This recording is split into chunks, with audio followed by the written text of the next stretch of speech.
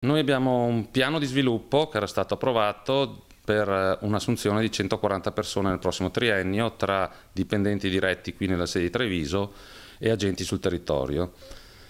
A seguito delle notizie sulla nuova finanziaria, con l'introduzione di questa tassa sulle cartine e sui filtrini, abbiamo al momento dovuto stoppare questo piano di sviluppo. Marco Fabbrini è l'amministratore delegato di ITA, azienda di Carbonera che si occupa di commercializzazione nel mondo del tabacco trinciato, cartine e prodotti per le tabaccherie e cartolerie. La sua, come altre imprese del settore, non nasconde la preoccupazione per i contenuti della manovra finanziaria.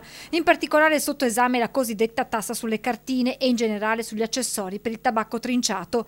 Previsto infatti un aumento del 4% sulle tasse sul tabacco e un'ulteriore nuova tassazione degli accessori che porterà ad un incremento fiscale totale del 12%. Secondo le stime di ITA, su un pacchetto il rincaro non sarà inferiore all'80%. Noi su un fatturato generato stimato di 5 milioni e mezzo andremo a dover versare una tassa di 5 milioni e 300 mila euro. La tassazione sulla vendita di tabacco dal punto di vista etico non è sbagliata, continua Fabbrini, ma ci sono modi e modi per applicarla. Una gradualità della tassazione nel tempo, prima di tutto, e secondo anche il metodo di controllo di come viene questa tassa applicata. Questa tassazione, secondo ITA, potrebbe avere altre conseguenze. Con questa metodologia che viene introdotta ci sarà un grande spazio per poter far sì che ci sia un'entrata di prodotto illegale dall'estero e con una vendita che poi va a ridurre il fatturato delle aziende che operano in modo sano, e le entrate dello Stato previste sicuramente non saranno quelle